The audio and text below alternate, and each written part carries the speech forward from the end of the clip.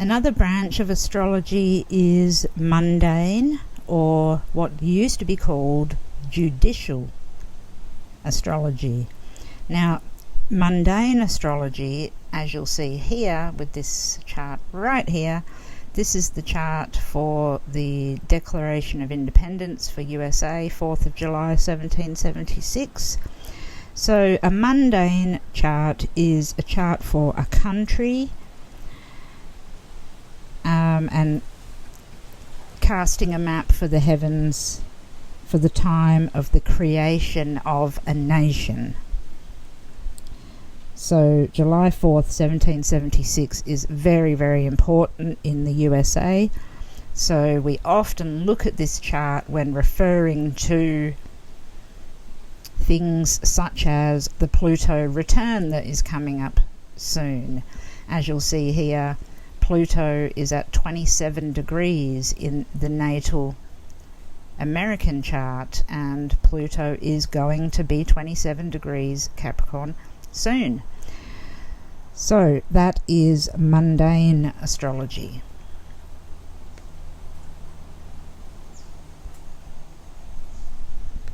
A little bit of a rare branch of astrology that I don't see used very often at all, and it is meteorological astrology, and is often used in connection with mundane. But this segment of astrological work deals with natural cataclysms such as earthquakes, tidal waves, storms, rains, etc. So I have a chart here that says horary, but it's will it rain? So weather has an entire astrological field associated to it. So that's meteorological astrology. Another form of astrology, and a form of astrology that has been used for a very long time, is medical astrology. As you'll see here, this is a really old picture, you may be familiar with it. It shows the parts of the body and the signs associated with them. So here we see Aries, the ram, which points to the head. Taurus is the throat. Gemini, the arms. Leo, the heart. So on, so forth. It all goes down here till we reach Pisces, the feet. So Aries is the first sign of the zodiac. Pisces is the last sign of the zodiac. It goes from our head to our feet. So that's another branch, specifically medical astrology, where it is using the planets, the placements, anything in the chart to figure out what's going on health-wise.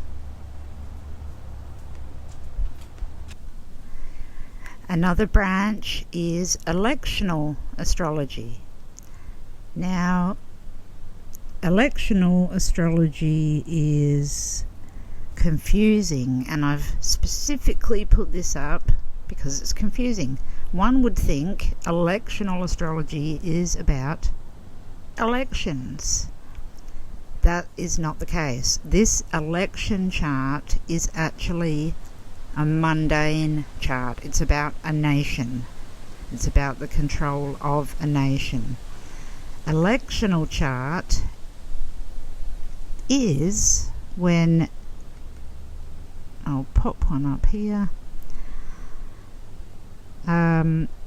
Let's say that this is my husband's going for a job. It just says husband get a job. My husband's going for a job. What time is the best time to go and get that job? You can have a look at a chart and find out where all the best placements are and elect the best time to do something. You can elect the best time to get married. You can elect the best time to initiate a project, or go on vacation, or start a business. There are so many different areas. So electional astrology isn't about elections.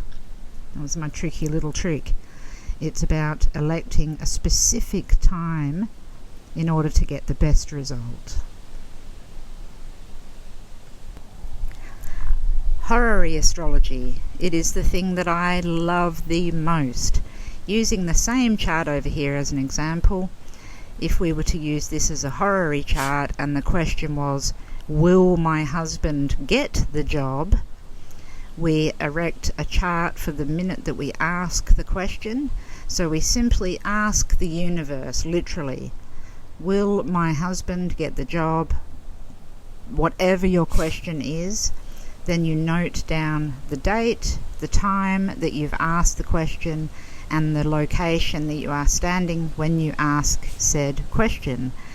And horary astrology gives us answers to questions. And I use horary astrology a lot in criminal and forensic astrology. Then of course we have just the plain natal chart. So that's also a form of astrology, the best known area of astrology. It is casting the horoscope for a specific individual to understand the personality. The reason why I say personality is because there is another form of astrology, which is esoteric astrology, which works on a very different way to this. It works on rays. Each planet has different rulerships, and it is a higher form of natal astrology. Well, in fact, what I should say is when a person comes to realize many things and they are at the next step of their evolutionary journey, their spiritual journey, their learning, it's a good time to turn to the other form of astrology, which is esoteric astrology, like I said.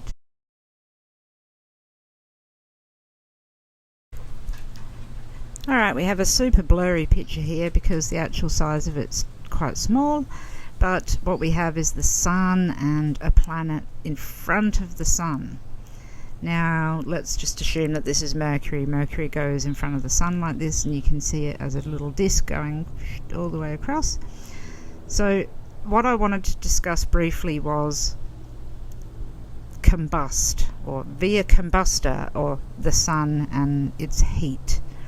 Now when the sun is right next to another planet, so say this is the sun conjunct Mercury, if they are very close together, or it's actually within 6 degrees and 20 minutes, I do believe, if there's a planet or two planets in front of the sun within that degree, so within 6 degrees, and the closer you get, the hotter it gets, the planet is in the pathway of the burning sun.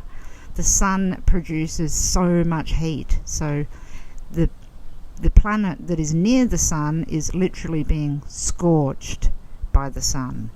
So when somebody says, oh, I have Mercury combust, or via combusta my sun, it means they have a conjunction between the sun and Mercury is ahead of the sun, so the sun's rays are beaming onto Mercury, boiling hot in that burning pathway. So when that occurs, it basically gives a whole lot of energy to that other planet. Some people would disagree and say it takes away the energy from that planet. I don't believe so. I believe that it brings it together to a fiery culmination of what both planetary points represent, the sun and the planet that is in the fiery way of the sun. So it's important to note in your chart where your sun is, and then have a look in front of it. Now if your sun is at 16 degrees or something, in front of it would be 17 or 18 or 19 degrees. behind it would be 16, 15 or 14. So you need to look and see if there are any planets that are conjunct your sun tightly with the other planet in front of the sun, and that is in the sun's rays. If a planet is within 17 minutes, so a very tiny orb, so it has to be the same degree but just different minutes. If that is the case and there's a conjunction between the sun and another planet or two planets, that is what's called it's CAZIMI. The word is CAZIMI, and that means that it is so close it could not get any closer. It is absolutely scorching hot. So we have CAZIMI and we have via COMBUSTA, and that is to do with the sun's heat.